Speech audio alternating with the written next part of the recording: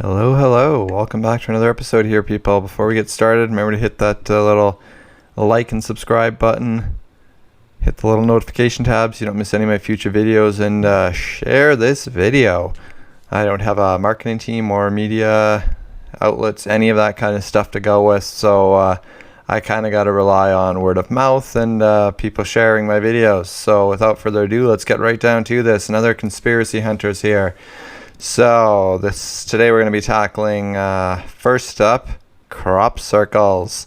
So aliens are trying to communicate with us via crop circles. This was big back in the 90s when I was growing up here. I remember hearing all about this kind of stuff and thinking it was full of baloney back then. Well, let's just see what's all going into it. First thing I notice is when I look at here, if this was a spaceship landing, you would not see these little overlaps where it goes there and then down over there. You would not see that. This overlap would not be here. It would all have been crushed down at one time. None of this. Okay, sure. People can mow all the shapes they want to into a field, right? But sometimes these designs are so detailed and so intricate, yet sometimes appear in the course of an hour. Aliens could be the explanation for these works of art. Or just a really fast mower, or chemicals that kill grass. Who knows? So the truth about crop circles. Wiltshire, England has always been a pull for the alternative crowd. The country is home to Stonehenge, the famous and mysterious ring of standing stones that experts believe was built 5,000 years ago. But in the last 50 years, the area has repeatedly hosted one bizarre phenomenon more than anywhere else in the world, and which many like to believe is evidence of alien visitors.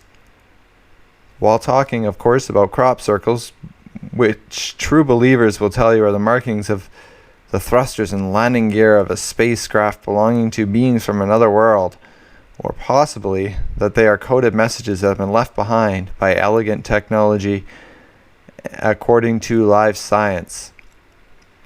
Whether you've just seen them in an old episode of the X-Files, or you're a full-on UFO hunter who's scoured the local countryside for extraterrestrial landing sites, you're bound to know what a crop circle looks like.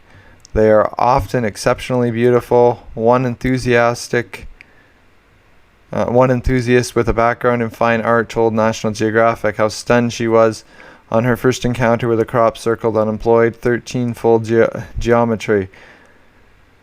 The equivalent of cutting a birthday cake into 13 perfectly identical pieces. No easy feat.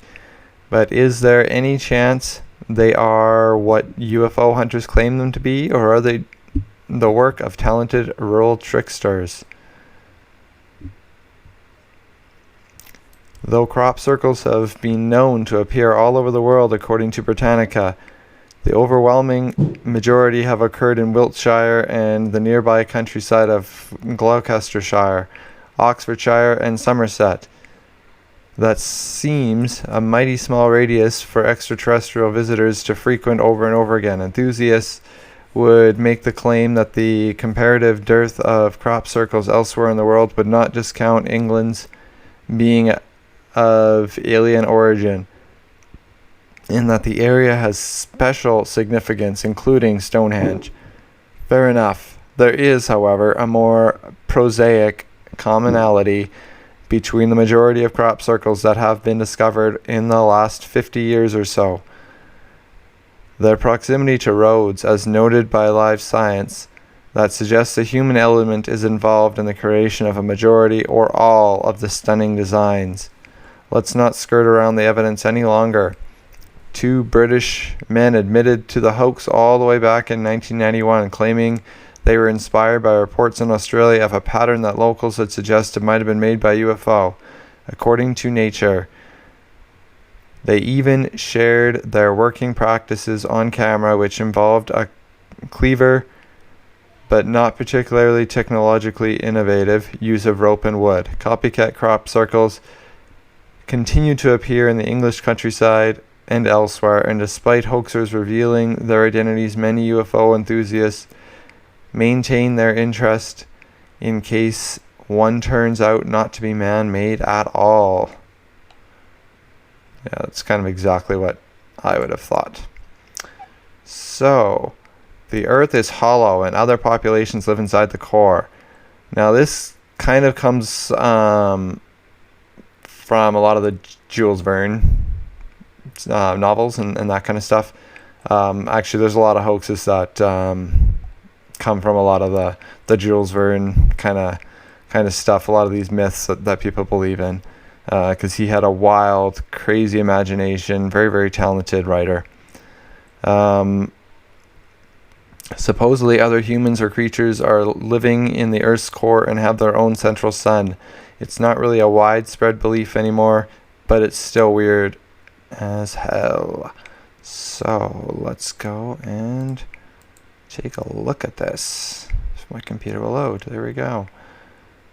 Hollow Earth, or inner Earth, is a phenomena that refers to the interior of the planet Earth inhabited by subterraneans.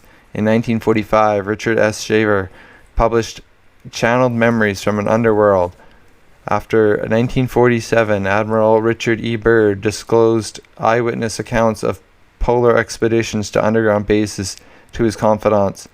Others have remote viewed or visited inner Earth in some esoteric way. Astral projector Leslie Drew Browning claims to have visited inner Earth in her travels. She says that Telos, an ancient Lemurian city of light, is real and exists to this day in the physical realm underneath Mount Shasta. A compelling inner Earth model that explains the most observed phenomena is the complete shell hollow Earth model described in Land of No Horizon.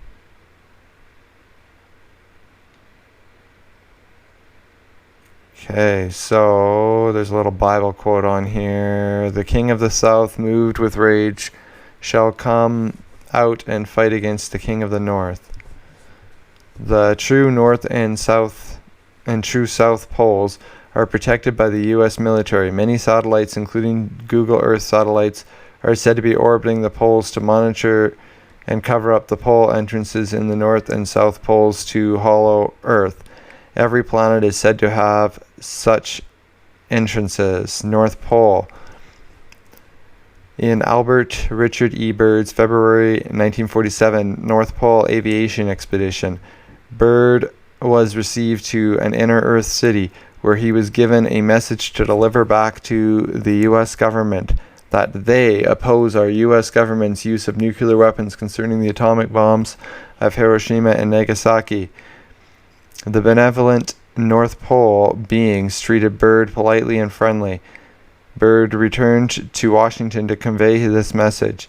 At present, Byrd's file remains classified. Although he wrote a book about his encounter, all the material was confiscated by the U.S.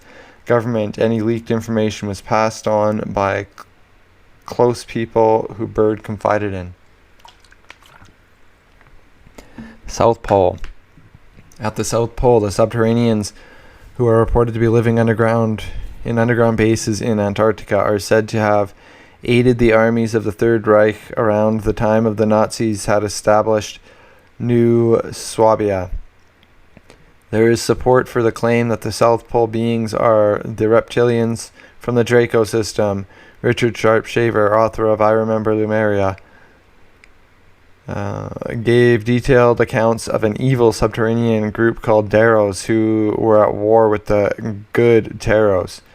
Tim R. Swartz, author of Admiral Byrd's Secret Journey Beyond the Poles, refers to Sharp's Darrow as malevolent beings who may have been depicted in ancient writings as devils and demons. Magnetic gravity. One insider makes claims of having been briefed on the true nature of gravity, that it is not an inherent property of matter, but it is magnetic in nature, stemming from the emanations of our sun.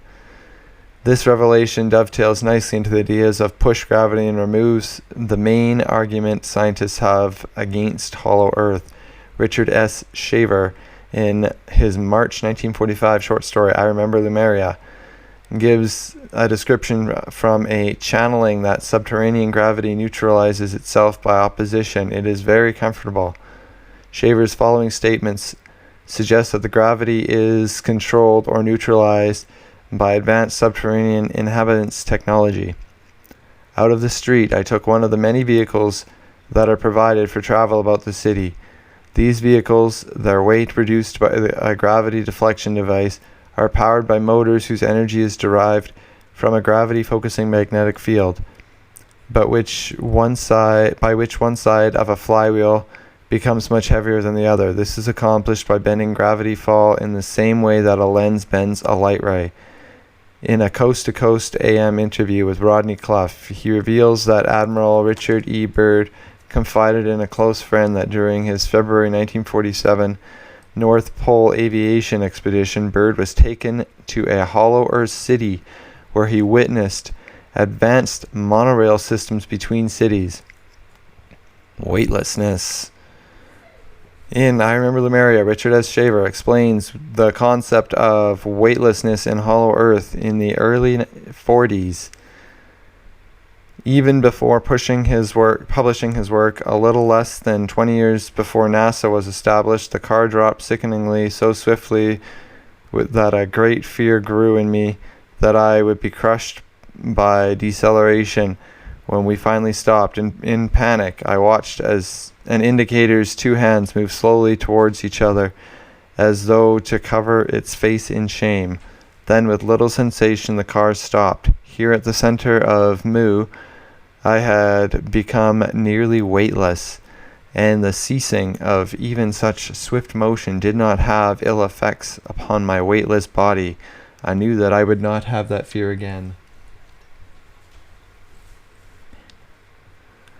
In 2011, 70 years later, Colin Veith of London, UK, explains the theory of weightlessness as theological center of Earth. There's gravity everywhere. It's an intrinsic property of all matter that has non-zero mass. If you were at the center of the Earth, it would feel like you were weightless. This is because all the forces on you that result from the Earth's gravity are balanced. Mass attracts mass. There is the same amount of earthly mass in every direction, so you would be pulled equally in each direction, and the net force on your body would be zero. Density of Earth. A Wikipedia skeptic attempts to debunk hollow Earth with a fair argument on Earth's density in this way. Based upon the size of the Earth and the force of gravity on its surface, the average density of the planet Earth is 5.515 grams per cubic centimeter. Yet typical densities of surface rocks are only half that. In theory, if any significant portion of the Earth were hollow, the average density would be much lower than that of the surface rocks. The only way for Earth to have the force of gravity that it does is for much of the dense material to make up a large part of the interior. Richard S. Shaver's 1945, I Remember Lemuria,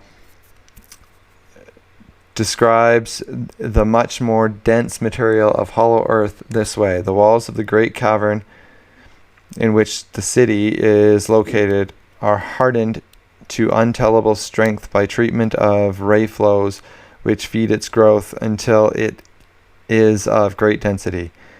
There are many other cities which grew through the centuries to vast size, but no one so great as the city.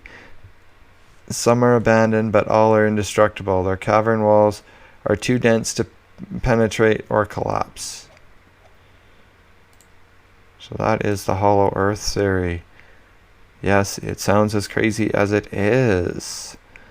And then there's one here that we're not going to cover here, but fluoride found in tap water makes us obedient to the government to control us. I really didn't find a whole lot of people who actually truly believed this one, so I didn't think it was really worth a cover. This one here has a lot of a lot of following, even though it is completely crazy. The moon landing were fake. Y'all, there are so many people out there who believe the first moon landings weren't real, and that the photos, videos, and all other evidence have been tampered with, so we'd perceive the whole event in a certain way. Yes, this one does have a large following. There's a lot of people that believe this one, even though really, I don't think it has a lot of standing from what I've researched and found. Really not a lot of standing behind this one, but that doesn't prevent people from believing it, and whatever. If they want to believe it, that's up to them. The Apollo 11 moon landing on July 20th, 1969 was one of the most astonishing achievements in human history. That day, an estimated 530 million TV viewers watched U.S. astronauts Neil Armstrong and Buzz Aldrin take their first steps on the moon. However, the 2 men and a third crew member, Michael Collins, flew safely back to Earth and landed in the Pacific Ocean. Yet just a few years later, some people claimed the giant leap for mankind had been faked. Conspiracy theories that the moon landing was actually a hoax, that the U.S. government had staged to win the space race with the Soviets, began to gain traction in the mid-1970s. All these claims were false and easily debunked, and yet they have persisted to this day. Most of the deniers' proof is based on perceived anomalies in the images transmitted back to Earth from the moon's lunar surface. With few exceptions, the same arguments just keep coming up over and over again, said Rick Feinberg, the press officer of the American Astronomical Society, who holds a PhD in astronomy. He has some first-hand knowledge of this. Nearly 40 years ago, Feinberg debated one of the first prominent moon landing deniers, Bill Kaysing, on TV. The initial claims the moon landing was staged came at a time when Pentagon Papers and Watergate had eroded America's trust in the government, but faking the successful Apollo 11 mission would require deception on a grand scale and would be practically impossible to pull off, says Feinberg. About 400,000 scientists, engineers, technologists, machinists, and electricians worked on the Apollo program, Feinberg points out. If, in fact, the main motivation for believing in the moon hoax is that you don't trust the government, you don't trust our leaders, and you don't trust authority, how can you feel that 400,000 people would keep their mouths shut for 50 years? It's just implausible. Here we break down some of the most enduring conspiracy theories about the moon landing and why there's no evidence to support them. The moon landing is fake because the American flag looks like it's flapping in the wind. If you look at the American flag and still pictures from the Apollo 11 mission, it appears to be flapping in the wind. But how can that be since there's no wind on the moon? The simple answer is, it isn't flapping, Feinberg said. That's because it isn't an ordinary flag. If the astronauts had planted a regular flag on the moon, it would have hung slack like flags do on Earth when there's no wind. This wouldn't make for a very appealing photo, so NASA designed special flags for astronauts to take with them. All 6 Apollo missions that made it to the moon planted an American flag there. These flags had a horizontal rod inside to make them stick out from the flagpole. The Apollo 11 astronauts had trouble extending the rod all the way, and in still pictures this creates a ripple effect that makes the flag look like it's waving in the wind. Oh yeah, you can actually kind of see that. Right there, you can see that. It's just perfectly straight line. And still pictures. In video images of the flag, you can see it only moves while the astronauts are grinding it into the moon's surface. After the astronauts step away, it stays in the same bent shape because of the partially extended rod. The moon landing is fake because you can't see the stars. Okay, it says, one of the first arguments I heard, and one of the easiest to debunk, is the fact that there are no stars in the lunar sky, Feinberg says. Or rather, there are no stars in the pictures that Armstrong and Aldrin took on the moon. But if you've ever used a camera before, it's easy to understand why. All of the exposures of the astronauts on the moon are daylight exposures. The surface was brightly illuminated from the sun, and the astronauts are wearing bright white spacesuits that are highly reflective. The exposure of the astronauts' cameras was too short to capture the spacesuits and the moon's surface while also capturing the comparatively dimmer stars. The same thing happens if you go onto someone's back porch at night and turn on the lights. Even though you can see the stars from where you're standing, a quick exposure camera won't be able to capture them. This is true. I'm a photographer. And yes, that is very, very true. And anytime you get a little bit of light, it makes it so you really can't see the stars very well with your camera or with a telescope. So if you want good pictures of out of town or of space stuff, you really have to go out of town where there's no lights. So you see, even in this picture, they have all kinds of light, bright light going on too. So that would all make it so you would not see stars. The moon landing is fake because the shadows aren't right. In the images from the moon landing, it is possible to see certain objects even though they are in shadow. Skeptics argue that if the sun were the only source of light, this wouldn't be the case. Therefore, the fact that you can see some objects in shadow must be the result of special Hollywood lighting. The problem with this theory is that although the sun is the main source of illumination on the moon, it isn't the only source of illumination. Another source is the lunar ground, which reflects the sun's light. In the Apollo 11 pictures, the sunlight is being scattered or reflected off the ground every which way. That was that other source of light I was talking about. And some of it, a small fraction, but enough to be able to see, scatters into the shadows. Feinberg says, this is why in some images you can make out a plaque that Armstrong and Aldrin left on the moon even though it's lying in shadow. The moon landing is fake because you can't see Armstrong's camera. In one of the pictures of the moon landing, you can see Armstrong clearly reflected in Aldrin's visor. What are you talking about? It looks like his arm is up there. His arm looks like it's up taking a picture. So that's a real stretch.